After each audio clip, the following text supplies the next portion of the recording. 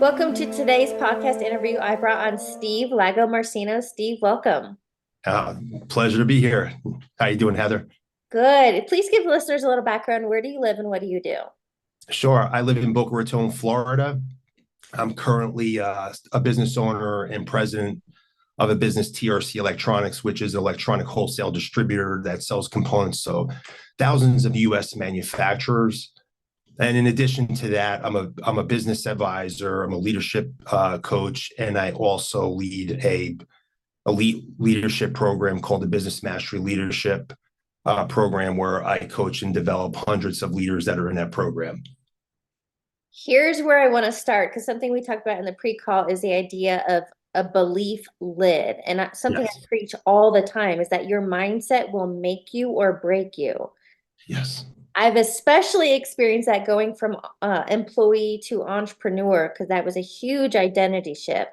But let's talk about belief lid and why your beliefs matter. Yes. So somebody taught me that the higher you believe, the higher you'll achieve. And what does that really mean? Well, if I have a limited belief, it's probably because of past broken beliefs that are coming back into the present moment based on things that whether I was misprogrammed, I failed, and it really traumatized me, it damaged me, all these different experiences that really limit us. Because when we're children, when we're first born, we're dreaming of being superheroes. Like our belief in what we can be is so incredibly high. But we get programmed during life and it starts getting hit. We get like, you know what? Don't dream so big. Don't set such big goals. You don't want to disappoint yourself. All these things happen. And everybody that I surround myself that is extremely successful and fulfilled in life, they have so much confidence and so much belief in what they can achieve. Yeah. And we really limit ourselves. Our actions are limited by based on what we think we can achieve. So if we set a really big goal, but we don't believe we can achieve it, we truly don't believe it, we're not going to make the sacrifices, do the hard work, and put the commitment into it to accomplish it. But if we really believe we can accomplish it, we'll run through a wall because we know we're going to get there. Okay, on that note, let's deep dive limiting beliefs a little bit. I love, especially the work you do. I'm sure there's some common limiting beliefs you come Uh-huh. across, but a lot of times our limiting beliefs are below the surface. Think of an iceberg, they're in our subconscious, so we Right. might not even be aware of the self-sabotage and how we talk ourselves out of greatness. So let's talk That's about limiting beliefs and maybe those common ones you come across. Yeah, and you're right. It's a lot of it, it's your subconscious working on you because you can all of a sudden you start having a limiting belief that comes from your subconscious, and it really is not based in any reality, the present moment, or what's really possible. It's not realistic. And when you think a limited belief would be, I'm all right, I'm not capable of doing that, whatever it is. Like I can't gain 20 pounds of muscle, whatever. Let's just use something like that. Well, has someone else done it? How did they do it? Yeah. Can you follow their guidelines? Can you find somebody that's already done it, and can you do it? Then it's possible to do it. But what are the reasons why you're limiting yourself? Why are you doubting yourself? And that's very unique and different for everybody. Yeah. And it's never a surface level answer. It's about peeling back the layers and understanding and if you go through that process of self-discovery and discovering where is it really originating it? Where's it really coming from? And when you peel back the layers on an individual level, and it's unique for everybody in all these different circumstances, you get to the core of where that really started. Like, where does that really come from? And then when you identify the core reason of why you're limiting yourself, then you realize, my gosh, that's so silly. I was like 20 years ago, this came from. It came from my dad telling me I couldn't do it, or whatever it was. I was programmed. And then you realize you can pinpoint it, and now you can start moving beyond it. Yeah. The limiting beliefs, those are what I call weeds in our mental garden. And as I shared with you, what I had to overcome was self-doubt, imposter syndrome, which was leading to procrastination and not giving me the results I wanted. So I'm curious in your journey and where you're at today, Can you pinpoint one of those limiting beliefs and how you overcame it? Yeah, I had self-doubt. I dealt with self-doubt Yeah, repeatedly. yeah, And how did I overcome it? It's about working on yourself. It's about you've got to go through the self-discovery. So for that's a journey. That's not like an event that happens and just you just overcome self-doubt. So when I would hit a situation and I started doubting myself, and then when I started analyzing the doubt and where is that doubt actually coming from? Why am I doubting myself right now? I yeah. really had to peel the layers back. All right, where does this actually originate? And for me, specifically for me, my dad was, I love my dad, great relationship with him, amazing man. He started the business I run right now. I bought it from him 14 years ago. But growing up, my dad was really tough on me. He made it really hard for me to fail. He didn't encourage me to fail. So for me, when I was having to sell, I was scared of failing because it was always such a traumatizing experience. It was such a bad experience. So he was programming me unintentionally to doubt myself as an adult. But in order for me to figure that out, I needed to really be honest and reflect back on my past and really dig deep and figure out. And it took coaches to help me do that. I needed to get coached. I couldn't do that on my own. I needed help to figure that out. And as I started becoming more aware of that, when you have that understanding of where that self doubt's coming, then you realize, oh, okay, you know what? I'm an adult. I have a choice here. I don't have to doubt myself. Actually, I am capable of doing so much more than what I'm doubting myself doing right now. And then it starts with the little things, and then you overcome that and you accomplish something. And you're like, wow, look at that. Now I got confidence. I just set myself a goal and I overcame my self doubt. I'm developing my resilience. Yeah. Now I go to the next level. It's something bigger. And then you keep building it and stacking it. And it happens it's a progress that happens in life. So something you touched on is failure, and I have found many people aren't getting started because they're afraid of failing. And even on the reverse, people are fear of success. Now I Right. realized, especially through I learned it through physical feats. So I'm an endurance runner and triathlete, etc. Failure is part of it. I'm on my fourth business adventure. Failure is part of it, but that was a mindset shift, a perspective shift that like to embrace failure, to go and figure it out and fail forward. Isn't that a John Maxwell thing? Yeah, yeah. Fail forward. So John says get a return on failure. He calls it RTOF, return on your failure. He talks about this a lot. And so, yeah, it is really like a crazy concept because we're all conditioned not to fail. Like, oh, failure is such a horrible thing. But uh, we were not programmed, we're not educated to understand properly that failure is a part of success. And success doesn't happen with setbacks, obstacles, mistakes, failures. It's just a matter of learning from the failures, getting a return on the failure. And you really can't fail in life if you never quit. If you quit at that point, you failed. But if you never quit and you keep moving forward in life and you just keep growing through those temporary setbacks, you cannot lose. And there is no failure in the long run. It's just the way it is. It's just a fact. And we are just so scared to fail because we think that it's going to be the end of the world. And in order to learn how to be a great winner, you got to be learn how to be a great loser. Well, and the saying is you either fail or you learn. Like you win or you learn. And so That's here, right. I want to ask you in your mindset, what would you do? Because a lot of people are, and again, we're talking about fear, but afraid to go out and date again because, they had so much heartbreak from the last relationship, or they're afraid to go out on their own because they could fail. So how would you coach somebody to feel the fear and do it anyway, to embrace failure and have that perspective shift that, okay, if it's not this next relationship, at least I'm going to learn and grow through it. Right. So a couple things there. For me, When I feel fear, it's a positive sign. That's the direction I want to go. Oh, I'm scared now. It's really going to be uncomfortable. All my opportunities are outside my comfort zone where I'm afraid. I mean, I'm very uncomfortable.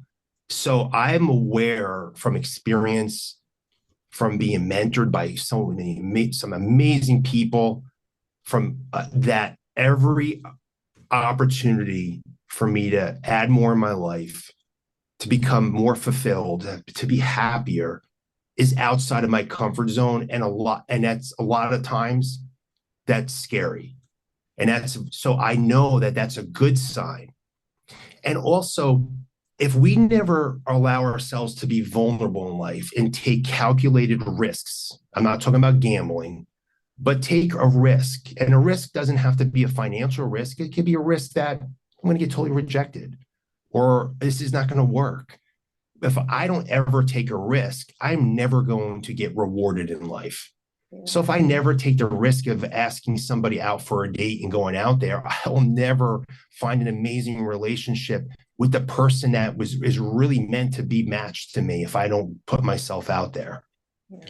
So I would just say when you feel fear, just don't look at that as a negative sign, as positive. And I know, and you just need to develop, we need to develop resilience in life so that when we're experiencing that fear, you don't become fearless because there's always fear. It's about understanding, experiencing it a more positive way, and where I still have awesome energy during. Oh my God, I'm scared. This scares the shit out of me, but I'll tell you what, man, this is going to be good. Versus, oh my God, this is scaring me. I don't want to do this. This sucks. It's a whole different experience. Yeah. Do you know, I learned that fear and excitement in your body is a lot of times the same thing. So the butterflies in your stomach, heart racing, tightness, sweaty palms. So I learned, just like you said, I let fear fuel me, not rule me. When I feel that, I'm like, fuck yeah, and I go towards it. Yes. Yeah. And you know what it is? It's acknowledge and accept the fact that you're going to have fear in your life. Not Yeah. like, hey, I got to avoid it. Yeah. There's not, it's fear is not something that you're going to be able to prevent in life. Because if you run away from it, it is going to fucking chase you around anyway. It's coming after you, but it'll be crappy situations that you proactively could avoid. You want to go towards it instead of it catching you from behind because you're running away from it. It's not going to go away. And to your point, once you embrace it and you acknowledge, accept it, and that hey, it's here. It's just oh my God, it scares the shit out of me. But let's go, man. This is gonna energize the shit. I'm overcoming this. And if I don't overcome it, gonna give it my best, and then I'm gonna learn from it. Yeah. I heard a story one time. Rory Vaden told it. I'm sure he got it from somebody else. But anyway, that buffalo in the eye of a storm, buffalo go toward the storm. And same thing, I have learned that like all that fear was all mental anxiety. When I actually took action and did the thing, it really wasn't so bad. Yeah, yes, they're going towards it. They're hitting it head on because they know it's gonna come and get them and chase them down anyway. They Yeah. could probably they could. So think about this is the first time I heard this with the Buffalo, so I might be misspeaking here, but what I'm going to make some assumptions. I hate assuming, but they probably get through it faster because they're going through it versus they're running away from it, catches up to them, and now they're probably moving with it. Yeah. Yeah. Okay, so something you shared with me, I want to talk more about this. You know, I've always referred to it as mediocrity or status quo, and that's Mm, where I found myself. I realized the American dream was not my dream. You right. call it middle class mindset. Can you define Yeah. it and talk about how so many people are stuck playing small? Yeah. So society really programs us to be in the middle class. They really program us to get stuck in that middle class. And middle class, they measure it by, financially, but you're there financially because of your mindset at the end of the day. It is not about being the smartest person in the room. I was 121 out of 176 in my high school graduating class. I was not the smartest guy in the class, but I came out with one of the best mindsets as an adult, and I developed that. So when the middle class mindset is a way of thinking. It's an average way of thinking. You're financially going to be looking to be average. Hey, don't work too much. You hear this, oh, you're working too hard. You know what? You're working too hard. I'm working to accomplish my goals. I'm working to help people improve their lives.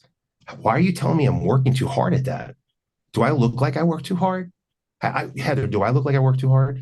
You look pretty healthy. Yeah, I'm like you, I don't know if I'm working or if I'm having fun. I can't tell the difference because I'm aligning the work with the life I want and the impact I want to make. So I don't even not even looking at it as work.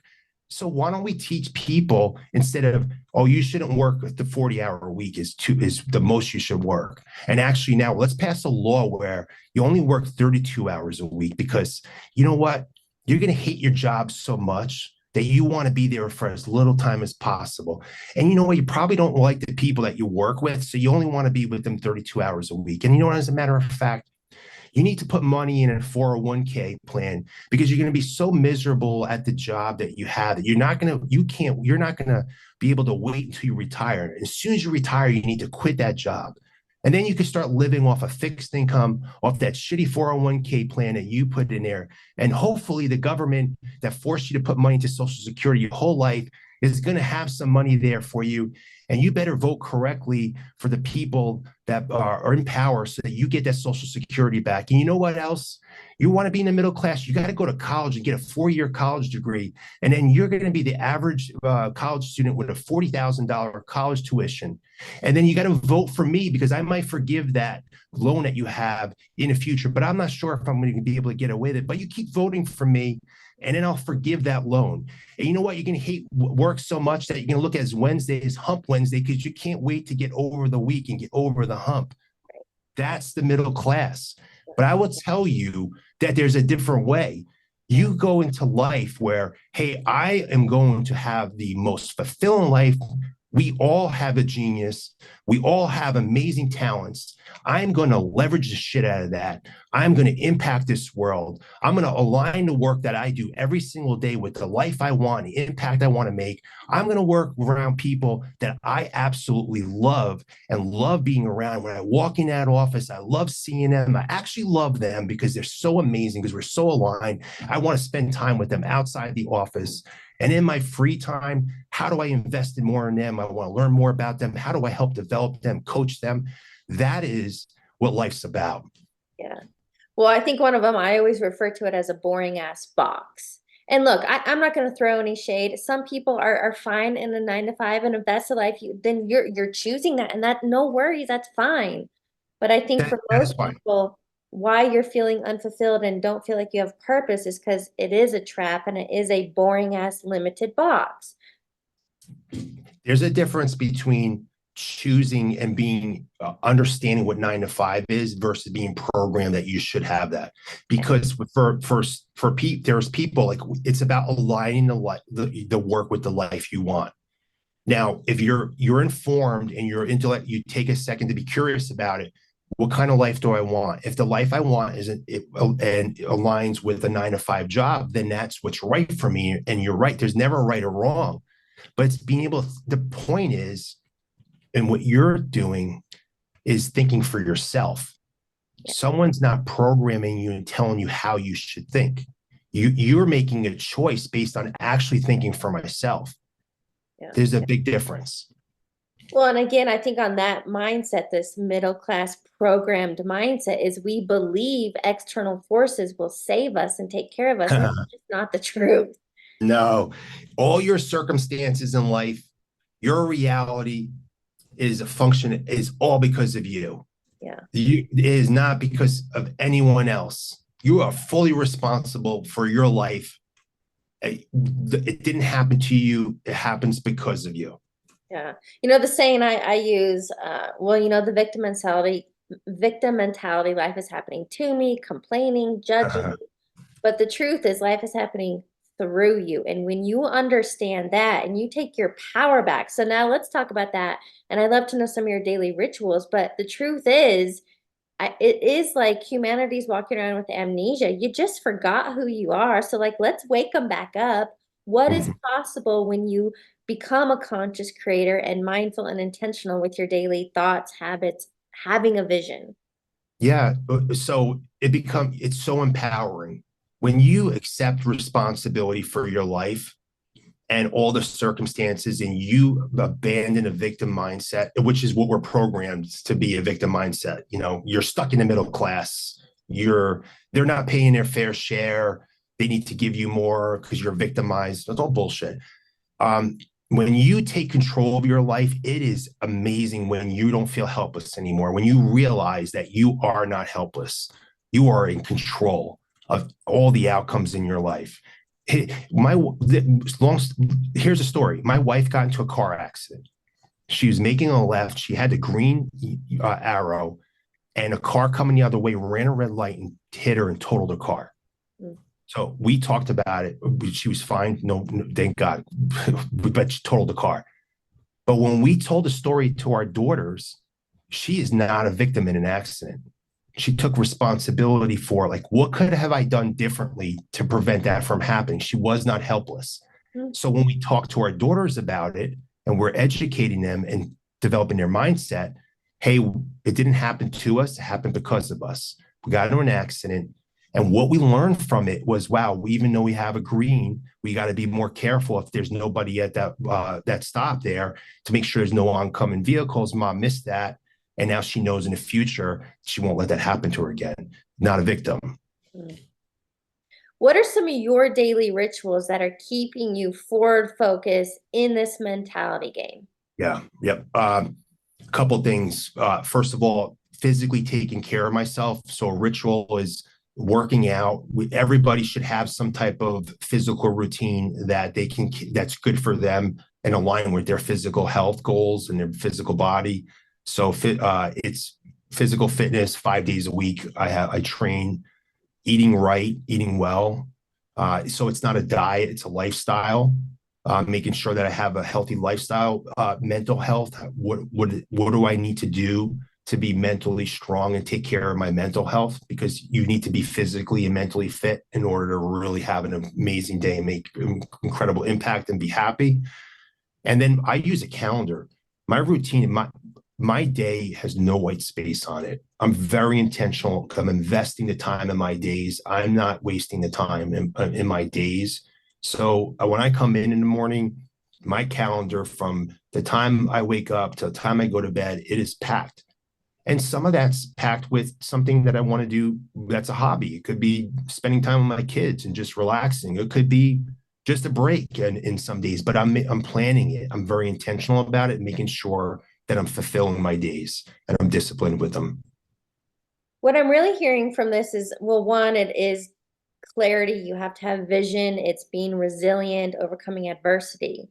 But for those, I have a resource on my website called a life assessment. And a lot of, I mean, mass majority, people are lacking vision in life. Yes. And so for people who are going through the motions and autopilot, that's what I hear, and Yes. don't have that vision, don't have a target, what would you offer them to get started to create vision and show up for yourself? Yeah. So when you say vision, do you also think of like basically purpose? Would that be, or are you thinking about where you're going? Like, can you just explain that? Because before I answer. I'd say both. So like, I guess, well, I think they're kind of intertwined, but having a Mhm. vision is having goals, having like what do I want to have, be, do, and experience in my lifetime? Yeah. Okay. That's awesome. So for me, a vision is, okay, where do I want to be? Like a vision 10 years from now, like what do I want 10 years to look like? All right. And now purpose is why, right? And what's the reason why? So if I have a goal, if I have a vision, like if I don't have a why behind it, it's going to be very difficult for me to move forward. And I'm probably, like you said, going to drift.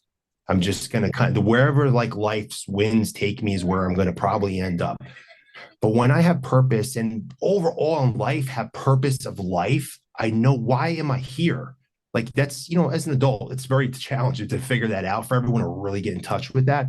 But when you start getting in touch with the purpose, your visions of where you want to go and be able to see that, you know what it smells like, you know what it feels like, you know what it tastes like.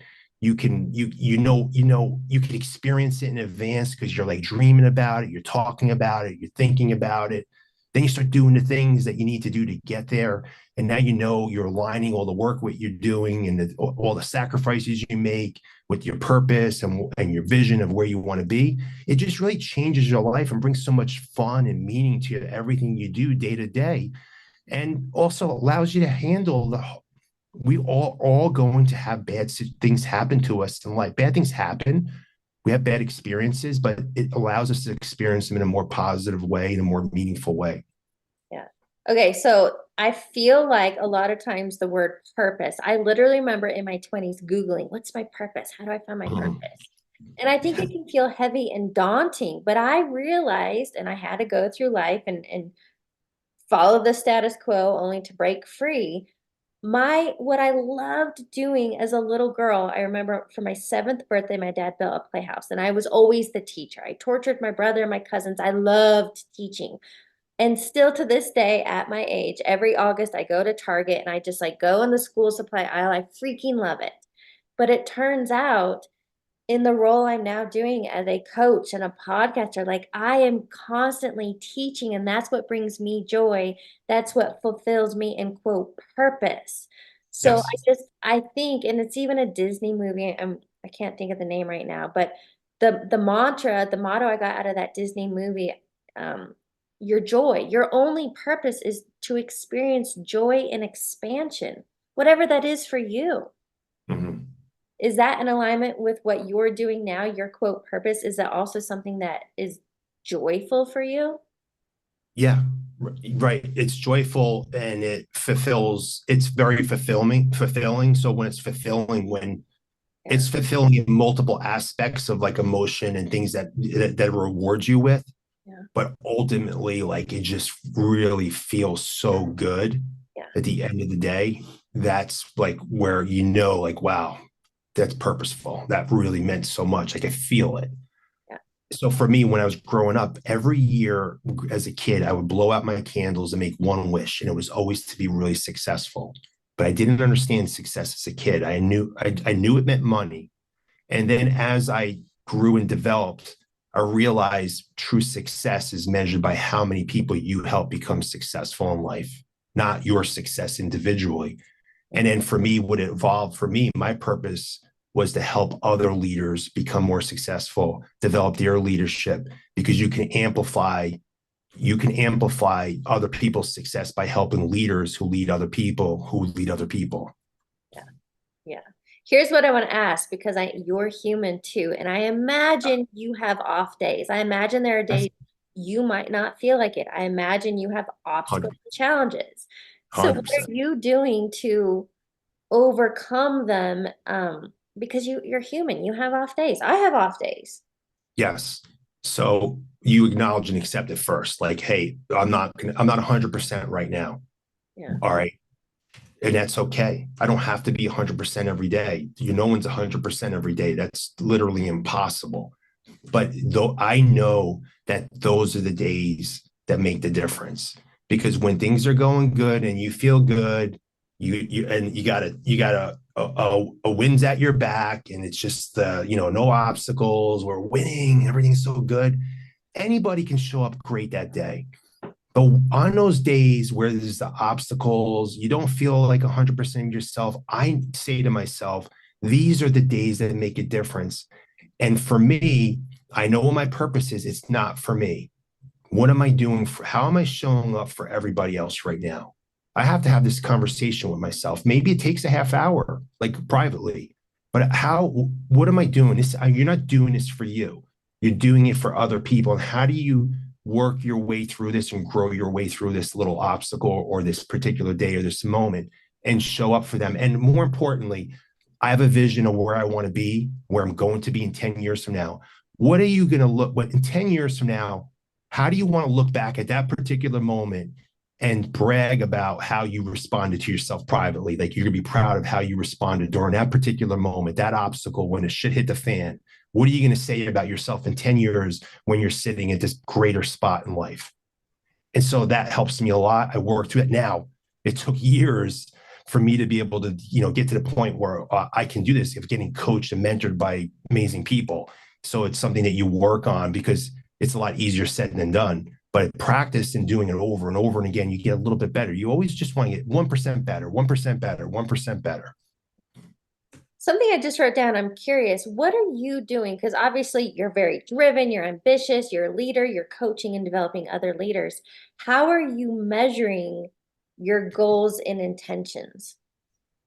So first of all, I have my goals set. I write down my goals. I have my own goals. I have my family goals. That so I know what my goals are, and I'm measuring the accomplishment of my goals. I'm very intentional about it, so I set them. And then also, in order to lead other people, or how effectively are you leading? Well, there's a couple ways. Number one, okay, if we're leading an organization, how well is the organization doing? But equally, and I would argue sometimes more importantly, in order to lead someone effectively, you need to understand what winning looks like for them. And the only way you can understand what winning looks like for somebody is you've asked them what are they looking to accomplish. And we have a process. Anyone that we lead in the companies that I lead, we find out what the personal, professional, financial goals are of the team members, and we keep track of them winning their goals, and we celebrate their success. So if I'm leading someone and they don't accomplish any of their goals, well, I'm failing as a leader because they're not winning. Okay, so I have a question on that. I feel like so I coined myself personal trainer for your mind. And a Okay, personal trainer can only do so much, right? So like for example, coaching clients. Um, I can provide the tools, I can provide the accountability, but I cannot drag you along. At some point that it that's also right. comes down to self-mastery. Mm-hmm. I agree. Well, so in our organization, two of our core values is commitment and discipline.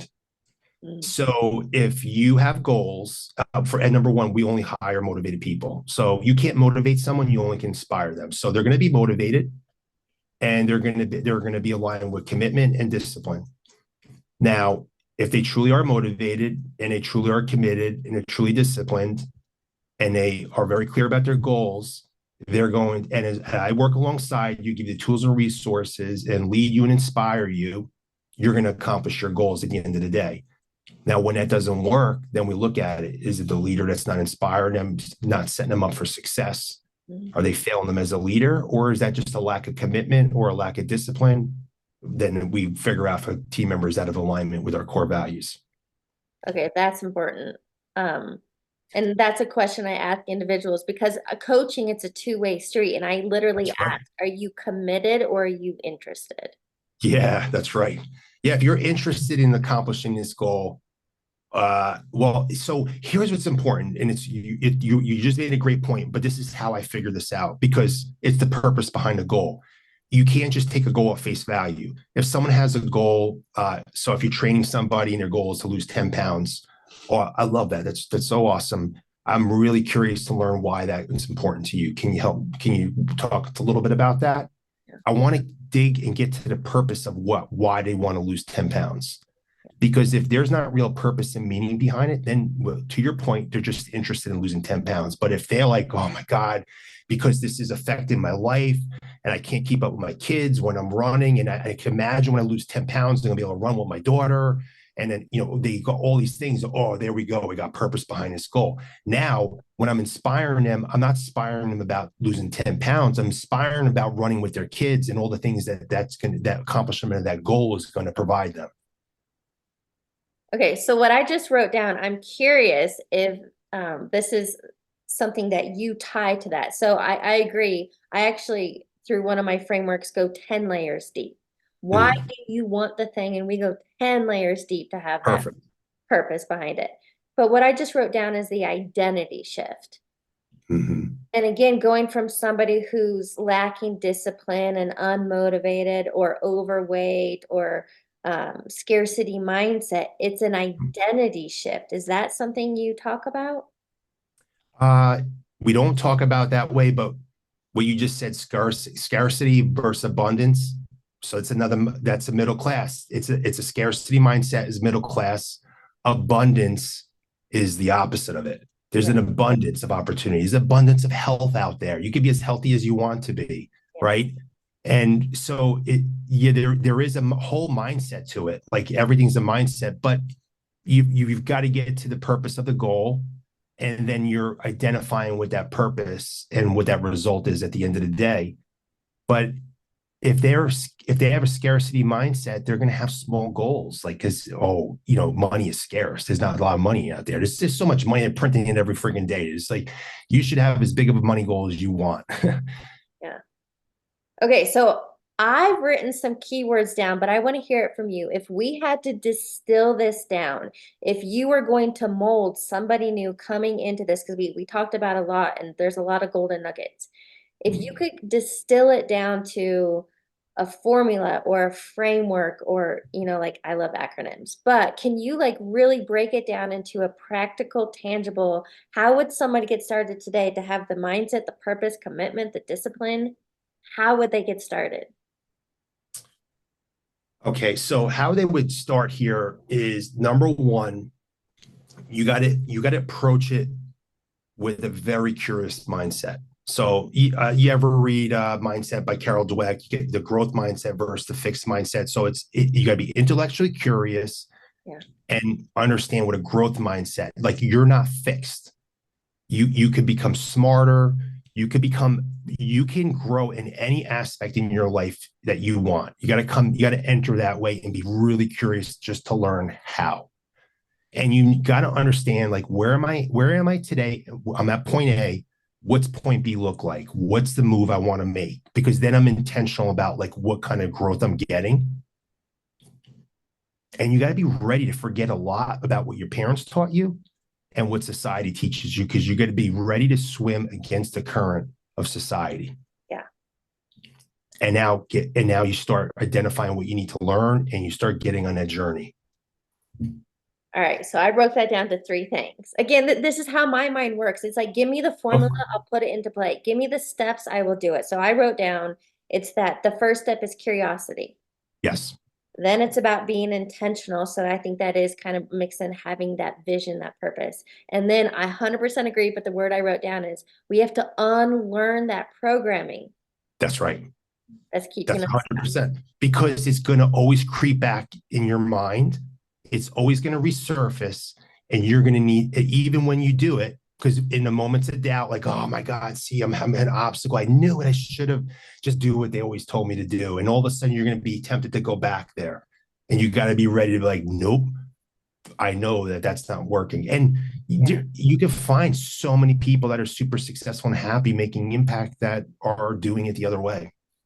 Yeah. And know that if you go back to that, you're stuck. You're going to be stuck in that middle class. You're going to be dependent on other people.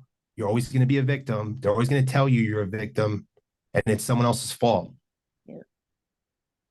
Okay, so something I asked you, do you remember what is the billboard message you want to give humanity?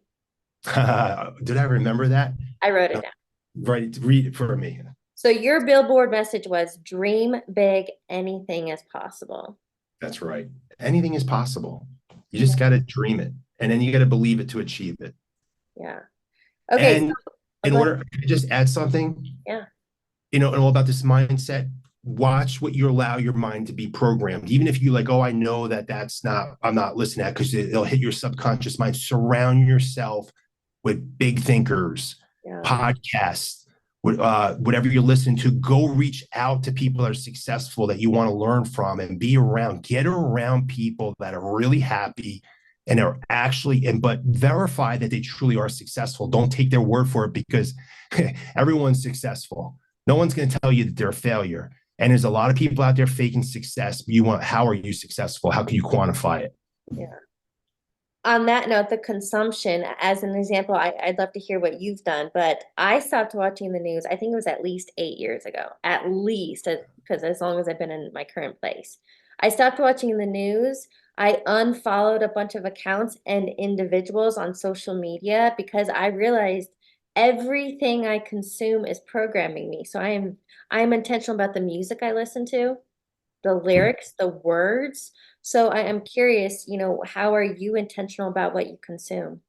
Yeah, same way. So in my social media feed, social media doesn't use me. I use social media. So everything that's not muted in my social media feed is going to be something that's going to be positive, inspiring, and provide me knowledge. Yeah. Whether that's just simply a person I'm friends with, that's just, oh, look at them, they're out there, they're being positive. Even when they're losing, they're being positive about it because they're learning from it. Yep. So I'm making sure if there's people, I don't listen to drainers, I don't listen to complainers. You can't. John Maxwell just put a quote out a couple of days ago. You can't complain and obtain in life. So I don't want to hear the complaining. Uh, and the news, the only news I listen to right now is financial news because I need to be financially in tune for my business, for the different businesses I have. So I'm very specific about when I'm listening to news. I don't need to hear all the BS about the politics because they're all crazy anyway. And it just, so I'm very careful. And the people I surround myself. If I'm with somebody and they start complaining, you're going to feel the distance from me. You're Yeah. going to walk around with a dark cloud around you. You're going to notice that you won't be seeing me much. I'm going to be drawn to people that are optimistic and are transferring amazing energy. That's just the way it is. And that's who I'm going to circle myself. Anyone who has a million friends, that's not good. I'd rather have like you want a tight group in your inner circle because you know that you're getting value from them and you're adding value to them. Yeah. I'd say you're definitely in your zone of genius. Like I can feel your energy. I want to ask you, because we've touched on a lot, what do you believe is a key takeaway you want listeners to get? I think a key takeaway and that we're really aligned in when we right away, it's about getting away from that middle class mindset. You're gonna be misprogrammed. Just think for yourself. Like I'm not an anti-college person, but I'm not a college is for everybody person. With all these different things that we're programmed in the journey we need to take. I just think that what you need to do, the biggest thing is learn how to think, not what to think. We're programmed what to think. And what you need to learn how to do, and what I'm learning from you as well here today, and what we teach everybody is learn how to think. And when you're leading people, you're not teaching them what to think. You're developing them and teaching them how to think, how to problem solve, how to think for themselves. You know what, I intentionally, some of the stuff I post is just to kind of like prod people, but I want to make you think. Right.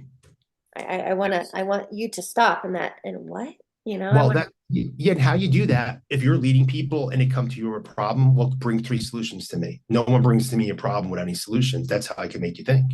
to, So don't just give me problems. You're not adding value to me, and you want to add value. Bring me a problem, and you're so excited about three options. I got three solutions. I'm going to give you my favor, and I'm going to give you two other options in case. And then if you have any questions about my thought process, how I arrived at those solutions, let's talk about it. That's how someone shows up. oh, yeah, love that. All right, to wrap up the interview, I have a few rapid fire questions for you. All right, let's go. What is a quote or motto that you live by?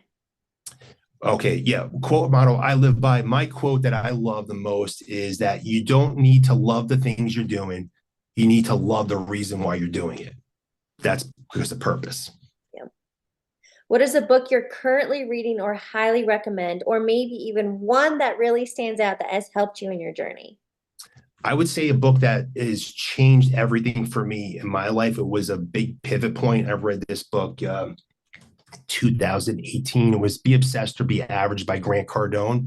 And that's what changed my mindset because I was dealing with everybody telling me, oh my God, Steve, you're so obsessed about being successful. You work too much and all this. And when I read that book, it gave me permission to say, you know what? I can think for myself. There is a different way to do this. I don't have to follow like this blueprint that everybody's been programming me. So that book specifically really like was a light bulb for me. Final question. What advice would you give your younger self? My younger self, find mentors sooner, find mentors and find qualified mentors faster, be very aggressive about that and learn as much as you can from them. And then all the information that's available, go grab it and then approach them and you'll bring them into your life as fast as possible. Find qualified mentors. Yeah, I love that. Steve, this was a phenomenal conversation. Thank you so much for Thank joining me today. Appreciate it, Heather.